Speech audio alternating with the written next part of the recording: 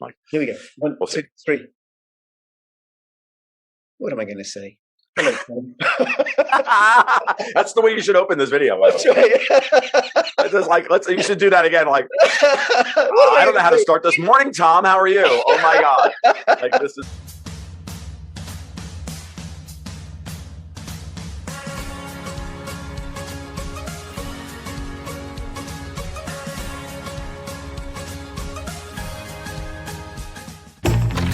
Using Wi-Fi without NordVPN could mean sharing your private stuff with more people than you think. NordVPN. Online security starts with a click. Find the best cryptocurrency investments. Check out Token Metrics. Use my affiliate link for a discount. It's Tom Luongo of Gold, Goats and Guns. We're going to be chatting about, well, I'm going to be listening and interjecting when need be to rein him in. What is going on? What is it you say, making sense of a world slowly going mad? Yeah, that's my gig, man. How are you? How you been, Rich? I'm very, very well. Very, very well. Okay, looking forward to having this conversation with you. And just let people know, not all this video is going to be on YouTube, on Odyssey. You know why? Because YouTube, a little bit touchy and sensitive. And a little bit? They don't believe in things like old-fashioned notions like freedom of speech and self-expression, the free exchange of ideas. So at some point, we're going to move over to Odyssey after a few minutes, and then please do subscribe to me on Odyssey. Follow me on Twitter, CryptoRectorIT, join my official Telegram announcement channel, and join Tom Luongo's Telegram channel too. I'll have the link in the description below, and I'll have links to his work as well, so you can follow him. All right, Tom. Oh, what is going on in the world? So in short, let's start with the European Union. Now, for how many months have I been telling you that the European Union is like a rag doll, right? So Christine Lagarde is like Raggedy Ann. And on the right is Vladimir Putin going, gas for rubles, oil for rubles, grain for rubles. And on the left, you got Jerome Powell going, no euro dollars for you. And that's what's going on right now. And they're both kind of looking at each other, not really looking at each other because they're not loud, but they are both pulling. And those seams are fraying. This week, the funniest thing I saw this week, and you know, I'm a gallows humor kind of guy, and maybe I'm a little bit of a geek, but press conference. So yes, I actually watched, I know, pray for me, but I actually watched Christine Lagarde give a press conference, and I didn't throw up. But I could only stomach her for about 5 minutes. Because I know you've not been well. I don't want you to go into remission. I'm fully recovered from the Omicron coof at this point. I think by the time we're done today, you'll realize that, you know, I'm no longer, I got my angry mojo back. So we should be good to go. I'll try and keep the invective to a minimum, but we're on Odyssey, so I can let it fly if I really want, and you're just going to have to deal with it. Now, but listen, I just want to say about the ECB, if we can do a little bit about the euro and what's happening there, right? You and also Alexander Mercouris, and we're hoping to do a recording with the three of us in due course, have been saying, and I agreed with you, and I've been saying to my friends and family and stuff that there's no way Ukraine's going to win. Russia's. Yeah, we'll talk about that, right? Yeah. I've got a couple of things to update people on that I haven't had a chance to do. I was at the Ron Paul Institute the conference on foreign policy in Houston last weekend. I gave a talk. Scott Ritter was there. I had a chance to meet and chat and have dinner with him as well. I'll go over that in a little bit, but I want to go back. I want to talk about the funniest thing I saw all week. Yep. The ECB, the linchpin to all of these stories. Tom, you're freezing. Am I? Sorry about that. So let's talk about the ECB. Well, hopefully this will be an edit. So what's important about this, reason before we get to everything else, I really want to talk about what's going on with the European Union, this week's capitulation by Christine Lagarde, the president of the ECB, because it's actually a very important inflection point in the history of global markets and honestly, global politics and geopolitics and all the rest of it.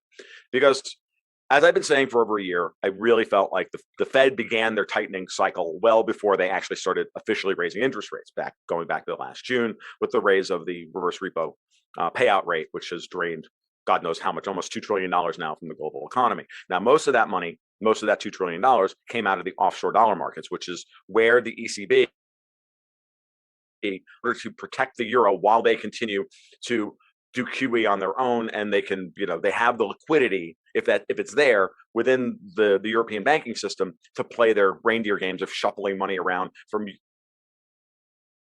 Italy to Greece and blah, blah, blah, and making it all look like they have the situation under control such that they can support bond yields on their debt, which is a far lower quality than US debt, but somehow trading at massive premiums, right? Meaning at lower yields to US debt.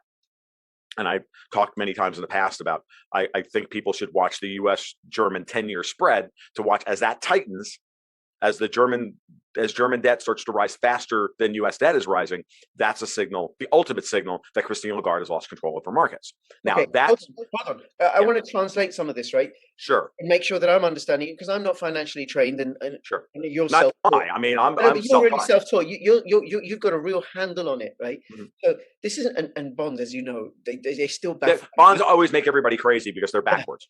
Yeah. So essentially what I understand is that European bonds Mhm. are trading like they're good quality bonds. Like they're better quality. They have been trading as a debt because the European Central Bank has been running their deposit rate at negative 0.6% for years, and quote unquote they run a current account surplus and a trade surplus and all of this, and so that has given the ECB a lot of cover while they had low inflation, or actually disinflation, for years, and so they could get away with this. Well, that's no longer the case. And now underneath that, right? So they're trading like they're much better than they really are, because the European Central Bank economy is moribund. And the European Central Bank is papering this over by having Germany buy all of Italy's debt.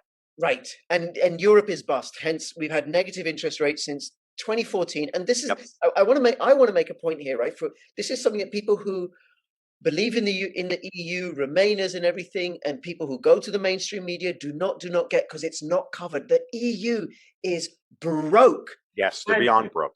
Politically, they're broken. Structurally, it can never ever be the way that it's structured. It can never be financially viable, and we are going to touch upon how come. That's and actually, to be honest with you, Rich, I honestly believe that they did it on purpose, for the purpose of breaking the European bond markets, for breaking the European economies, for breaking the European central banks, in order to roll all the wealth and all the power up at a moment of crisis to the European Central Bank, and then eventually to the BIS and the IMF. That's the goal.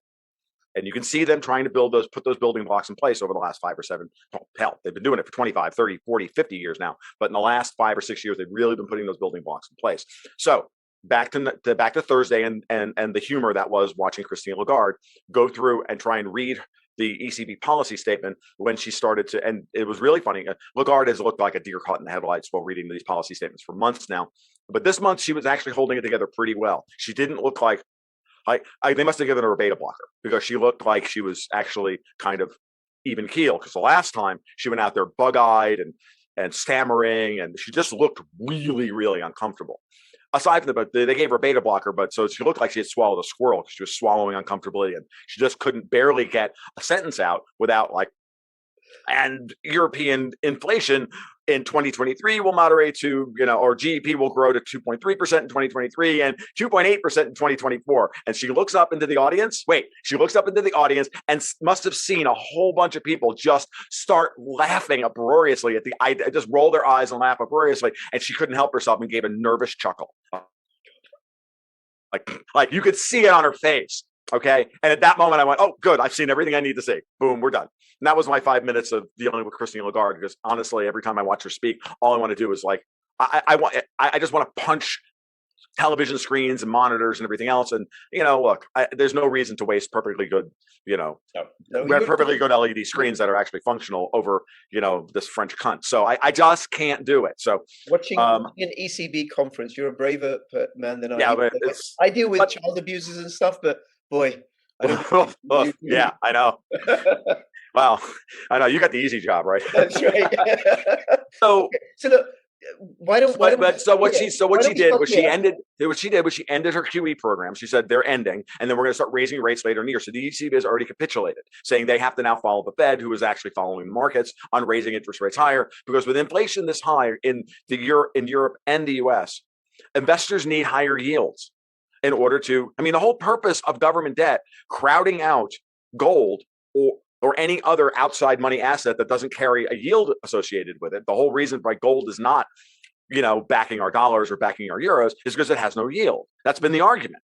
Well, okay, if you could pay a higher yield, then gold can return on government debt, which is tied to, the tax rate, which is tied to our labor. Well, if you can do that, well, then you can sell government debt at a higher premium to gold, and from there you can issue currency based on. That's the whole monetary architecture system that we have. Well, we don't have that anymore. When you have inflation running higher than the central banks can offer yield on their debt, why wouldn't you be buying gold? Gold at zero, gold at even a negative 1% carry cost in order to vault it or whatever is still better than negative 5% on a US 10-year note trading at 3.1% when inflation is running at 8.6%. I got it. And that's compounded. That's made even. And that gets compounded annually. No, but that's made the problem is exacerbated in Europe because you've got the negative interest rates as well. Right. So you've got punitive savings rates. Spiraling inflation. Okay, right. hold on, because there's something else I want to say, right? Which is, it just remind you did remind me that I have permission to interject, right? I'm really going for it. You did, which is that people do also, if people go to the mainstream media, including the mainstream financial media, they will have no understanding of the importance of gold. They do not get, especially in the West, how important and critical gold is to the functioning of the entire global monetary system. And I think I even include Bitcoin, because Bitcoin is priced in dollars, which really are all measured relative to gold behind the scenes that people don't see. So the rest of this conversation, which is going to get even more exciting and interesting and informative, and Tom may get more colorful, is going to be an Odyssey. So please join us there. I'll have the link in the description below.